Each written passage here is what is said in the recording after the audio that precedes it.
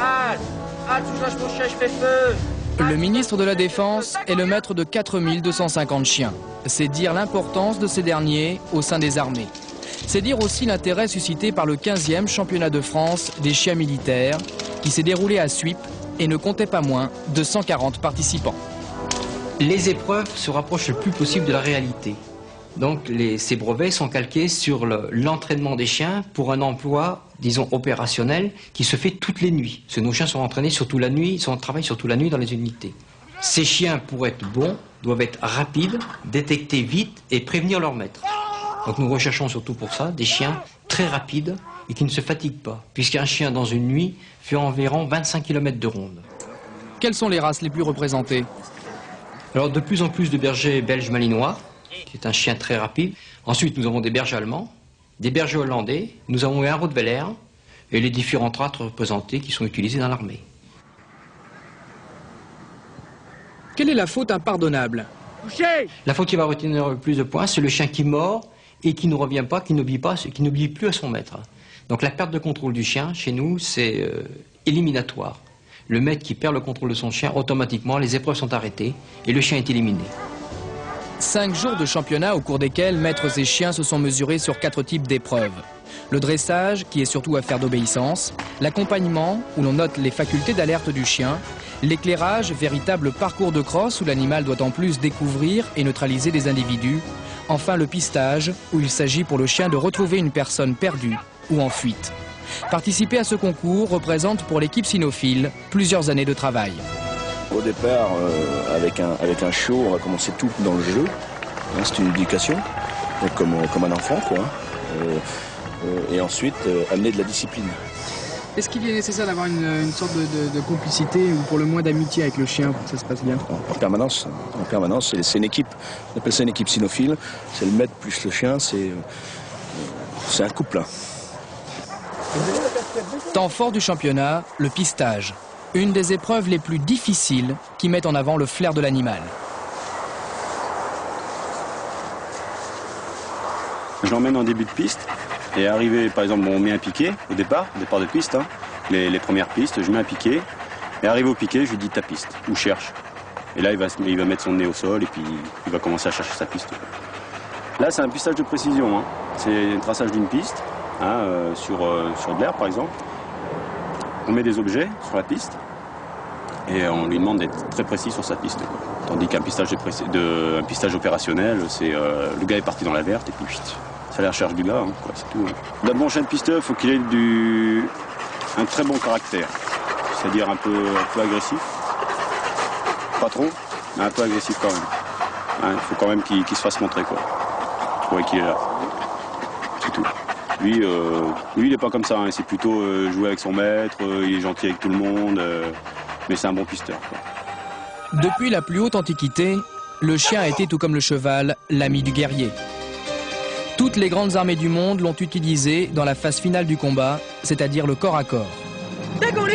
Tout comme les chevaux, les chiens ont payé un lourd tribut au combat. Sur les 15 000 mobilisés lors de la Grande Guerre, 5 300 ont été tués.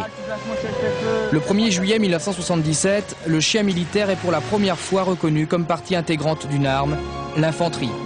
C'est à cette date qu'est créé le 132e groupe cynophile de l'armée de terre.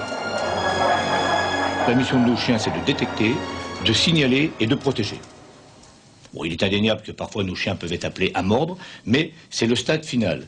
Et n'oubliez pas que quand un chien mord, ça évite très souvent l'emploi de l'arme. Donc c'est un excellent moyen intermédiaire, par exemple, pour gérer une situation de crise. Ici, les chiens sont entraînés pour faire face à toutes les situations qu'ils peuvent un jour rencontrer sur le terrain. La plus difficile étant la protection d'une personnalité militaire ou civile en déplacement dans une zone de conflit. La moto reste le moyen de transport le plus rapide. La mission du chien consiste à neutraliser l'agresseur. Le succès de telles opérations réside aussi dans la sélection des chiens selon des critères physiques et caractériels très précis. On leur demande d'être résistants, énergiques, souples et vigilants, nerveusement bien équilibrés et faisant preuve de bonnes facultés d'adaptation.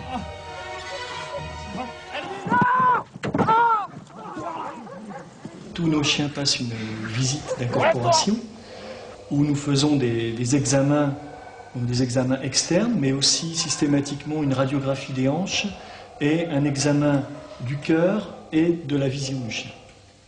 Donc tous nos chiens passent une visite vétérinaire. En même temps, nous les tatouons, nous les vaccinons. Enfin, tous les chiens ont une visite vétérinaire d'incorporation. Implanté au centre de la Champagne, dans la garnison de Suippes, le 132e groupe cynophile de l'armée de terre est le plus important chenil militaire d'Europe et vraisemblablement l'un des plus grands au monde. Il accueille près de 600 chiens. Sa mission consiste à donner une instruction spécialisée à tous les personnels cynotechniciens.